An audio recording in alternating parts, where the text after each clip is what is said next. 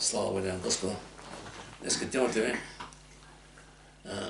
не е важно какво притежаваш, но важно е кое притежава теб.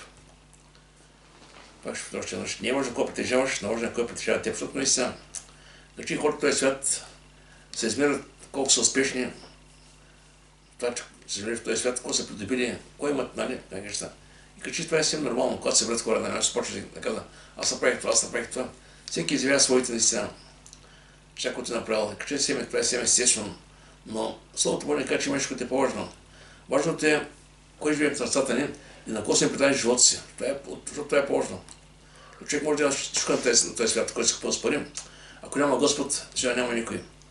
Матей 16 беше казва така, какво ще се ползва, ако чуеш богатство на цялата земя, а загубиш живота си, кой ще вземе на душата си.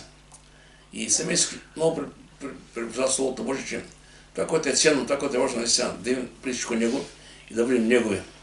В Лука 12:15 казва така, и казва им, внимавайте и пазете се от всяко користолюбие, защото живота на човека не се състои в на имота му. Самото му користолюбие означава любовта към парите, любовта към материалните неща в този свят. И ако човек няма Бога, 100% наистина в притчи казва, както Ада няма маста, така човек ако няма маста. Ти искаш повече. И ако поне сега света ще виждаме колко неравенства има. Ето някъде има хора с много пари, друго да има където умират от глад, Африка народ. Но това е състоянието на света. Но в основата на нещо това е, разбира се, грехопадението. Вярвам, че когато Бог стане небето и земята, имаше Бог, вярвам, че имаш синдром план, но така иначе човечеството в момента грехопадението ще се промени. Но сега, няма пада словото на преподавателя като вярващи, да не случим по-да искам да пазим себе си от изкушението в този свят. Този свят е изкушение за хората, които наистина най-вече, които познават Господа. Тези, които живеят в своя свят, те си живеят в света, те не ги притесняват. Те живеят и вършат това, което света им предлага. Ако мога да кажа, княза на този свят, който предлага. Докато никакъв християни, че трябва да пазим себе си от тези неща, защото съм казал много пъти. Света е хубав. Има толкова красиви неща. Но зад завеса на този свят стои княза на този свят, който изкушава хората и води с своя път, ако е така. Пътят там има ясно разграничение. Сам Словото Божие се казва много ясно, Йоан 10:10. Къде се идва? Да открадне, за коли да погуби. А Исус каза, аз дойдох да имате живот и той е забилен. И в първия Йоан казва така. Това е първия Йоан, Псалом 2 глава 15-17. Не любете света. Не каквото е на света. Ако люби някой света, него няма любов към отца. Виждам как радикално каза. Няма как да обичаш този свят, защото това, което този свят предлага лукавие, също да кажа, аз обичам Бога. Няма как да имаш двата свята, това е много важно. Защото всичко, що е света, похота на плътта, похота на точите, ще ставят на живота не от отца, но от света. Света преминава и похотите й, а който върши Божията воля, пребъдва до века. И ще е много важно да рече успеха на човека не се измерва това, което притежава, а в това, което притежава тебе. Това е най-можното, искам да запомня днеска. Защото някой каза, аз съм беден, аз не винаги имам всичко. Не задължително да имаш всичко. Важно да имаш Господа. Когато имаш Господа, Бог не горят стоя. В псалмите казвам, млад бях, остарях, не видях праведен остаян, нито потомство да проси хляб. Бог на всеки неща, че със своите си. А тук не предупреждава да пазим себе си от този свят, в който живеем, защото това е едно голямо изкушение. Да не се отдалечим от истинската вяра. В Йоанна 12 така, който обича живота си, ще го изгуби.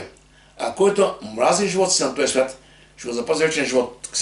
Тук става дума да има някаква омраза сега, всичко да е черно. Тук става дума, че знаем, че този свят, този живот, който живеем, това е един преход към вечността. Или това не е истинския живот. И се живе от друго място. На тази място Петър каза, живеете като пшаци чужденци. И много важно при най-пръста земя да правим разлика как живеем и кога седнеме. Защото Словото Божие казва, че има двама господари. И няма как да живеш, както примерно казах, няма как да имаш и двата свята. На тази земя да правим компромис с много неща, сметка да имаме всичко, и също време държим и вярата. Човек към тези неща, понякога познавам хора, които във времето работят на двете места и занимаха и църквата, и вярата, и всичко останало наведе. Направиха пари, станаха богати, но реално вярата никъде не остана. Така важно е, че човек държи вярата в Господа преди всичко. И вярата и всичко останало. Стои Словото Божие, не се притеснявайте, кой ще идите, кой ще пиете, кой ще мъжите. След така първо него царство, неговата правда. И той каза, никой не може да се глава двама господаря. Защото и ние ще мрази, и ние ще видите другия. Двамата господаря са един Бог и дявол, това други няма. И не може да се слугате на Бога и на Мамона. Когато влиза Мамона, тук именно Бога на притежанията на този свят. И затова каза колко е опасно да го предаваме себе си към този свят повече и повече към Бога. Словото може да не просто говори за два пътя. Те са и широк път. Вижте, когато става дума за небето и вечността, Бог винаги е радикален. Няма нещо, което е, ама ти така, няма среден път. Наистина, човек трябва да разбере, че трябва да предостави себе си, цяло да се каже, Господи, Твой съм, искам да бъда Твой, да бъда с Тебе. Самия апостол Павел казва в Филипяни, дано всякак достигна до последната мъртвите. И там казва после, Филипяни пак така, всичко ще вземе само Христа да придобием. И много неща, които така, въпросът е, никакъв християн трябва да има ясна представа. След това говорим, да има къде искаме да бъдем. И трябва да има увереността на къде сме. Ще кажа защо. Ако питаш на християн, питаш спасение си, Бог знае, не знам. Извинявай. Ако ти знаеш, кой да знае? Той Бог всичко знае. Ти трябва да знаеш, след какво говориш и на къде отиваш този път. И тук в Словото Божие казва така, тук вече говори се за решенията, които вземе ние като село. Римляни 6:16 казва така, не знаете, че комуто предават себе си, като послушат слуги. Виждате, говори явно слуги и господар. Слуги се на комуто се покорявате. Виждате, че представя човек като слуган и човек всеки е слуган този, който се покорява. Казваме Бога или дявола. Така, било на греха, който докара смърт и на послушанието, който докара живот и правда. Виждаме, че Словото може да разкрива, ако вървим по широкия път и вървим по този свят, и седаме по този свят, и не ще им съзнаваме с този свят. И тази знаем наистина трябва да знаем, че кой ни каза Бог, кой каза Бог и какво за лукавия виж сега. Исус, когато каза за лукавия, така на идеите им казва прав текст. Той им каза, вижте от баща дявола. Интересна работа. Това е много силно. Аз по-човешки, кой може да го каже за някой друг човек? Но Исус познаваше всеки един и може да го каже така. Вижте от баща дявола и желаете да вършите похотите на бащите си. Той беше от край човекоубиец и не устоя в истината. Не устоя в истината. Защото в него няма истина.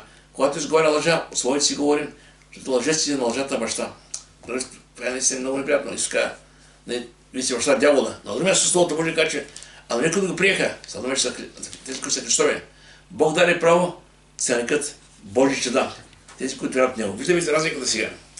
И сега искам така, мога да кажа, идеен пил, остави всичко в този свят, като мисли, като идеи, и следвай Господа. Ще дам така пример за Словото Божие.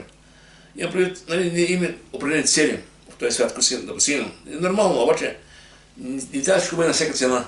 По-добре, кажи Господи, ако бъде Твоята воля, помогни ме да направя това или това. Но те знаем, че сме хора, които минаем и заминаем. Помните лутовата жена.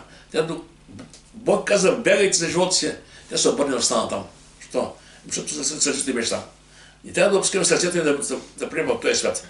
Вижте, жената сега в Лука 5 глава има една история за Петър и другите там рибари, които бяха заедно. Те имаха, това е много интересно, когато Петър ги направи на чудо пред тях и вижте какво става след това. Имаше наистина нещо, което Исус направи пред Петър едно чудо и Петър взема решение за себе си. Словото Божие казва така. И веднъж, когато народът го прискаше да слуша Божие Слово, той стоеше при кралейството езеро Садом на Исус Христос. И видя две ладии спрели край езерото, а рибарите бяха излезли от тях и спираха мрежите си. И отърви в една от ладията, която беше Симоновата, помоли го да я отдалечи малко от същата. И силната получаваше народа от ладията. А като престана да говори, рече на Симона, отиди ладията към дълбокото и спусете мрежите за лови риба. А Симон в отговор рече, Учителю, цяло се трудихме, нищо не ловихме, но по Твоята дума ще хвърлим мрежите. И като виждаме тук едно покорство от Петра сега.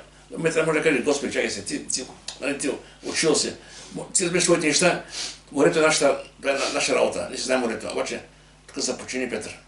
И като сториха това, уловиха твърде много риба, така ще се прекъсаха мрежите им и кимнаха за съдружниците им си в другата ладия да им дойдат на помощ. И те дойдоха, напълниха двете лади до толкова, защото чакат да потънат. Вземем какво става. А Симон Петър, като видя това, падна пред Исус на нозе.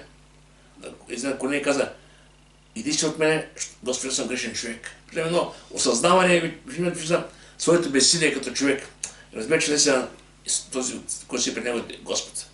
И поне и той и всички, които бяха с него, се очудиха на лудата на рибата, що ловиха.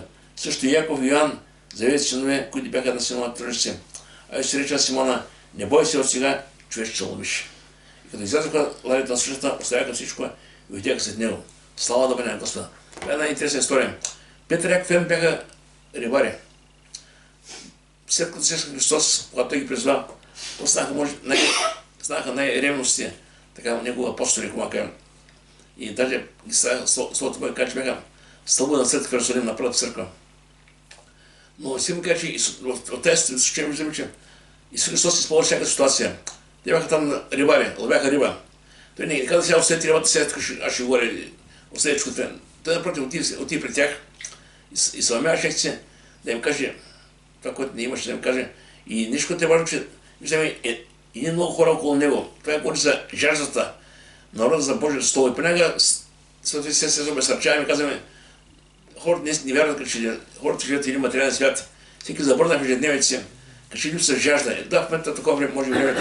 Но това не трябва да не обесърчава и да спираме да говорим. Напротив, макар че хората не искат да чуят, пак ще говорим, пак ще проповядаме, да може хората да разберат, че има нещо по-важно постоянно.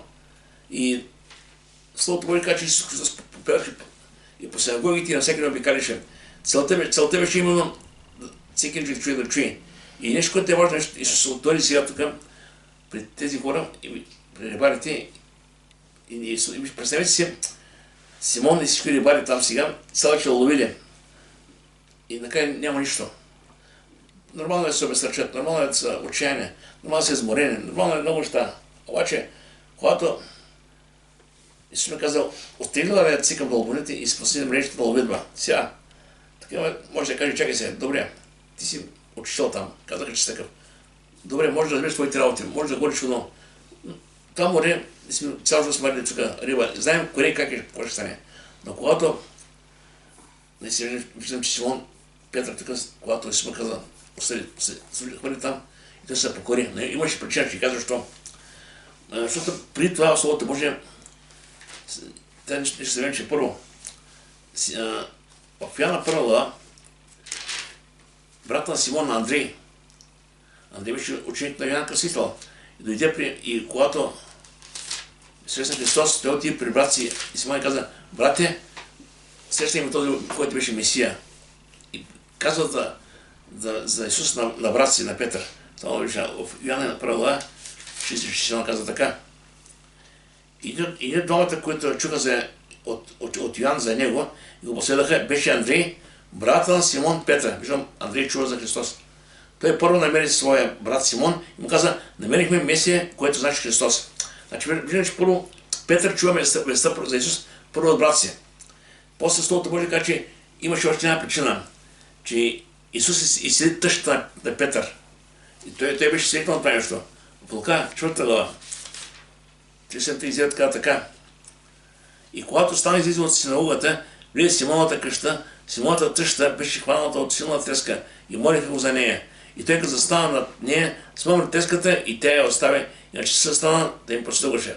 Значи всички тези неща, които наистина станаха за кратко време, малко много говориха Петър, че наистина този, който му говори, най-малкото е поне учител благи, такава да го учител. Но така ще беше, когато влезе в тази ладите да почне да им говорим, вярвам, че словото, което им говореше Христос, беше елементарно и по-скоро да може всеки да го разбере. И наистина словото може да кажа така, помолиха да учи малко и седната получаваше много от ладията. И нещо, което искам да кажа, при Христос да ги имаш простичко обикновено, да могат хората да го разберат и тук словото може да кажа, че той каза буквално за кой е дошъл, наистина в същата глава по-нататък, когато и Леви вече го поканя. Здравите няма друг лекар, а болните също да призва правилните на грешни на покаяния. И виждаме сега обикновени хора, рибари, грешници са покаяни. И понякога си казваме, дали това беше Божия промисъл да бъдат точно такива хората. Искам да кажа, че Христос дойде на тази земя да покаже милост към всички. И всички този хора са еднакво грешни пред Господа. Но Божия Слово ни казва, че той избра именно немощи хора, такива немощи неща, просто си обикновени, да може да изяви Божията мъдрост чрез обикновените хора. Защото ако беше това някакви книжни фарисеи, хора, които са чели, знаят много, ще кажа, да, те са умни хора. Но той после каза така, Бог избра глупите неща на света, за да посрами мъдрите. Също избра Бог глупите неща на света, за да посрами силните. Още долните и презените неща на света избра Бог дал тези, които ги няма, за ощите си, които ги има. Да не се похвали никой ни направи пред Бога. Слава да бъде на Господа. И сега, Симон се покорява на Исус. Сега имаше, казах, примерно, това е тук един важен момент. Симон имаше там риба, имаше мрежи, имаше лодка, той беше малко, все пак беше някакъв фактор там. Преди ме кида някой и почна да му каза, Симон, не е тук, а там. И искам да кажа, че когато човек наистина има самочувствие, че нещо, че знае работа, когато някой дали да му каже нещо доста работа, би трябвало да поставя под съмнение. Ще каже, не ти, аз знам, аз работя тук. Но в случая, някакъв фактор и това, което му проповядаше Христос, и това, което стана с тръща, и брат му той му каза, това бяха определени фактори, които доведаха Симон до покорство. Искам да ми кажа сега, когато ти да говори някой за Бога, има определени фактори, които работят. Първо, той вижда живот ти, как живееш ти. Чува това, което му говориш. Вижда обходът ти. Гледа обстоятелства около тебе, какво става. Сега дума, има много неща, които работят в човека, да вземе решение да следва Господа. За жалост не става винаги от първия път. Понякога казвам, аз ме казах благата, само той не иска да откликне. Ама чакай. Остини, не се отчаявай. На момента може да откликне. Обаче въпросът е, ти продължавай да му покажеш любов. Продължавай да покажеш Христос в живота си. И живота, понякога живота има на дума, живота ти говори по-силно от думите. И зато и наистина трябва да бъдем внимателни как ходим, как се обхождаме и какво показваме на хората. И сега пред Симон стоеше дилемата, азът или Христос? И азът беше всичко, което е. А Христос беше това, което наистина иска нещо, което той не разбираше. Но той се покори. И после, когато не се видя, всичко, което стана тези, така голям, може да представите някой бизнесмен сега, който има някакъв малък бизнес, филм идва толкова много, че после човек става. И Симон Колабре падна пред чистото на земя и каза, иди се смееш, че се грешен човек, осъзна кой е Господ, осъзнай кой е Той. Искам да кажа, че винаги, когато Исус е до някой човек, има време с него, винаги има промяна. Ако не е солото бъде братка Михей, бата за Хей виждаме. И наистина винаги е така. Вземете и апостол Павел по-нататък. И всеки един човек, който има среща с Христос, винаги идва промяната. И винаги следствието е покорство. Каже Господи, нека бъде Твоята воля. И когато наистина се покорим на Господа, винаги има благословение, има и благодат и милост. И нещо, което получаваме сега, разбира се, от Бога, да се някой ще така Петър получи много риба, това, което получаваме днес, не е риба, а нещо много по-важно, вечен живот. И сега нещо, което е важно от самата тази история, че на Господ Христос не му трябваше амвон, не му трябваше специално място, не му трябваше някаква специална аудитория. Той отиде при хората там на работа им, при рибарите, и им каза благата вест. И тези хора бяха рибари съдружници, а после станаха трима от най-ревностите за Бога, братя в Господа. И нещо, което Словото не казва за тях, не грамоти, не учи човек се казва Деяния 14. Значи, искам да кажеш, вижте, не е задължително да си много работи, много учи, много знаеш, да можеш да тръгнеш след Господа и да вършиш Неговата воля. Иска се вярност, разбираме. Това, което Бог иска от хората да бъдат верни, не толкова знаеш, че можеш. Защото ако бяха само, всички бяха може много от нас ще бъдем някъде там. Ще да чакаме да се някъде за спасението. Ама той не е така. Сега избрах науките, тези, които ги няма, за да представят тези, които ги има. Няма още неща. Наистина това е важно да се научи. И след това, благата вест трябва да се представя пред хората по начин, по който не се да разбират. И сега ще ви кажа, защо ви казвам така. Защото понякога аз си казвам, като си думал главно, когато ще някой как проповядат, как говорят, трябва да имам в речник, да мога да всяка дума да я пресмисля какво говори. Говори се много на висок тон, на високи фрази. Реално, не всеки може да разбере, що ако иска да каже. Не спорам, че говори да хубави неща, но всеки трябва да разбере, че благата вест трябва да отиде при всеки човек по разбираем начин. И сега Петър и Яков бяха наистина отнели рибари, наистина Бог ги дойде, просвети ги, нещата станаха при тях. В Първи Коринтияни 9 глава, представям някой сега. Първи Коринтияни 9 глава, от 19-20 се казва така.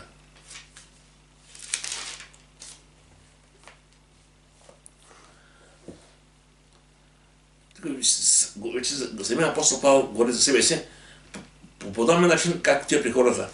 Защото при че съм свободен от всички човеци. А аз заробих себе си на всички, за да придобия мнозината. Значи, иначе, ако мога, целта оправдава следствията. Сега дума не може да се прави много велики. По-скоро, нека се сменим пред Господа и да говорим на хората на разбираем език, да им покажем кои сме ние, в кой вярваме и кой им предлагаме.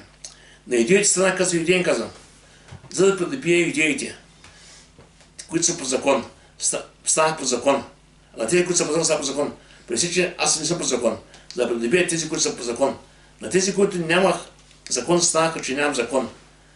И за да придобия тези, които нямат закон. На слабите станах слаб, за да придобия слабите. Да всички стана всичко, да по всеки начин да спаси неколцина. Всичко това върча заради благодатието, за част съм аз в него. Вижте, само апостол Павел каза, опитам всякакви да бъда като всеки един от тях, на когото говорим. Не съм казвам, че съм повече от тях. Напротив, искам да бъда близко от тях, да може благата вест, която не споделям, наистина да достига до тях. И така далее в Коринтяни, аз скоро четах това нещо, много интересно там, той казва така, идвайки при тях, как просто така, аз дойдох при вас и реших да не знам нищо друго казвам на Христа и това разпнат. И говоренето и проповедането ми станаха с убедително, не с мъдрост, но прекрасно на духа, да бъде вярването е основано на човешка мъдрост, а на Божията сила. Наистина, целта на Павел беше не хората да го стигат него, а да вярват това, което им говори именно в поставянето. И кое беше сесията, беше сесията от това нещо. Някой ще каже, добре, Исус дойде да направи чудо. Сесията беше, че тези хора, които трябваше после да положат делото, а после тези хора трябва да разберат, че не са този, който си претеха в Господ. И когато те повярваха, така ще направиха да бъдете лоцирани човеци. И наистина тези рибари, които се почнаха да вече нов живот. Словото Божие каза, те оставиха всичко. Самия Петър каза, ние оставихме всичкото последване. И сега ще видим точно какво става християнина като цяло сега. Първо, човек трябва да осъзнае действителността, че той е грешник и че Господ има спасение. И как без него няма спасение. И осъзнаваш, че само той е единствен път към вечността. И осъзнавайки това, казваш, Господ, прости ме, покаям се. И днес разговаря с едно момче, който скоро да загубя майка си. И часове преди да се отиде от тази земя, той бъде молитва на покаяние, тя се е покаяла и се отшла. И той ми каза, пастор, река, може да ми кажеш, със сигурност къде е там. И казвам, аз не мога така със сигурност да е там, но ако се е покаяла и е приела Христос, тя вече там, няма къде да бъде. Ама тя нямаше време каза за водно кръщение, нямаше време да прави това едно. Викам, виж сега. Разбавен кръст нямаше време за много неща. Въпросът е да се покажеш пред Господа в сърцето си. И наистина тогава нещата стават. И самия апостол Павел, когато себе си каза, вижте, апостол Павел, макар че Словото Божие каза, че той каза сам, съвестта ми никога нищо не ме съждала, значи живеел много праведен живот, апостол Павел. Обаче, ще показва сега вече като християнин за себе си. Се среща Христос. Вярно е това слово и да съжалява пълно приемане, че Исус Христос дойде на света да спаси грешните, от които главният съм аз. И си казвам, добре бе, нямаш ли други около тебе, други грешници. Просто се разсъждава така. Павел гледаше на Христос, гледаше на своето състояние, разбираш, че той е просто един грешник, който пътува към Ада. Що? Защото гледаше на това, което прави. И в Исаия 50-15 Словото Божие казва, че Бог обитава на високо свято място, нощи там, където има съкрушено сърце и разкаян дух. Именно Павел беше такъв човек. Когато Исус го срещна, пътя за Дамаск, и след това стана един прилом в живота на Павел. Словото Божие казва така, в Коринтяни 15, 8 стих. И най-после всички яви се на мен, като на някой измерк, защото аз съм най-нищожният от апостолите, който не съм достоен и апостол се нарека, понеже гонех в Божия църква. Не, но с Божията благодат съм това, което съм, и дадената на мен благодат не е напразно, но други се повече от всички, аз от тях, не аз обаче, а Божията благодат, която е с мен. Така се казва как Бог посъявява наистина на Павел и наистина става промяната. И самия Христос е преди да служение, той, който върши това промяната. Вижте, той ми каза, от сега човек ще ловиш. Сега дума, човек, идейки при Господа, трябва наистина да знае, че живота, който е живял, това, което върши преди, вече има съвсем друг курс. Вече не се стремиш да вършиш това, което си вършил, към който си стремял. Вече посоката става друга, целта е друга. Целта е как да живееш живота горе на Господа. И в Йоанн 3 глава, когато Йоанн Кръстител Христос дамата, в един начало дойде Исус към Йоан. Йоан каза, ето Божия тайна, с който се закрига света. И после двамата почват да кръщават водата. И тогава идват при Йоан и му казват, този, когато ти кръщава в Йордан, ще отидат при него. Едва не да опадне ревност на Йоан. Обаче Йоан каза, виж сега. Йоан каза, човек не може да вземе върху си нищо, ако няма дадено от небето. Никой не може да става по-опрягат. Ще става от него. И после каза, той трябва да расте, а пък аз да смалявам. И това е християнство. Да се издига Исус Христос, той се висява на високо, наистина смалява пред Господа. Марка 10:27, този Петър каза, Господи, ние оставихме, че ще последвахме. И сега идва въпроса, какво остава човек и наистина, кое е това, което остава цяло. Някой ще казва, чакай се, не, мога да оставя семейство, да оставя бизнес. Не, тук става дума с това. Тук става дума, самия фокус вече се променя. Но точно аз съм оставя като следствие, какво оставя човек в тръгли си от Господа. Само секунда. Да, тук е случай. Да. Като цяло християн на какво остава се? Остава слабости, грехове, пороци, миналоци. Това, което оставаш в ръката на Господа, каже Господи, това бях аз, това съм бил преди. Но Евреи 10:11 така, и греховете, и беззаконията ви няма да помня за винаги. Виждаме, че когато дойде при Господа, нещата вече имаше друг път, друга посока, друга цел. Сега в този свят целта е била да имам повече от този свят. И тъй при Господа искаме да бъдем като Бога. Но в основата стои да осъзнае човек своята греховност и да осъзнае своята нужда от Спасител. Това е първото, което е. Защото някой казва, добре, аз знам, че съм грешен и какво от това? Ще се грешен. Аз правя това, защото ти ще прави това. И живееш в грех, защото ще върши грех. Обаче, Библията не говори, че има спасение, има Спасител. И когато човек познае своето състояние, познае, че има спасение, тогава, когато се смири себе си, тогава се севаш и слава Богу, на промяната. В Яков 4 казва така, Бог на смирените дава благодат. Смирението е най-важно. И когато се научим да се покоряваме на безумно на Господа, тогава ще виждаме неговата благодат и милост в живота ни. И тъй при Господа покаяваме се, приемаме го, ставим Божи деца. Оттам да ще започнем. И ако Бог нещо да прави с тебе, без повече да каже, ама той не вземе, аз не мога. По-добре кажи, Господи, нека бъде Твоята воля. И виждаме, че Словото Божие каже, че той взима и необикновени хора, и от едни необикновени хора станаха най-добрите Божи служители. И това става, когато хората са покорят на Господа и казват, Господи, нека бъде Твоята воля. И наистина, може наистина да се умеем и да оставим всичко врагата на Господа, Господи, нека бъде Твоята воля. И все бих желал сега, чрез тази проповед да се умеем и така да оставим в сърцата ни, да оставим, че не е важно това, което имаме като цяло, като критически, отколкото това, което Бог ни дава. Искам така накратко направя да резюме само. Какво имаше Петър? Вижте, Петър, ще някой рибар. Имаше мрежи, имаше ладия, лодка, съдружници, богат улов, семейство. Това са неща, които всеки иска. Има хубав бизнес, работа, финанси, да, всичко това е хубаво. Обаче, видим, когато среща Христос, той разбра, че нещо има ценно, нещо важно, което той го нямаше. Нямаше у Христос живота му. И наистина разбра, че имайки това, което молитва вече, мозайката, ако мога така вече се напълне, защото даде пълнота в живота му. И това е важно, че и днес хората се стремят към тези неща, но след като това път загубят вечността. Това, че не трябва по никакъв начин да се сме ценности. Света или Христос. Напротив, живейки в този свят, ни трябва да живеем в Христос и да показваме Христос с всичко това, което имаме като живот. Нека Бог да нам благослови. Слава Богу.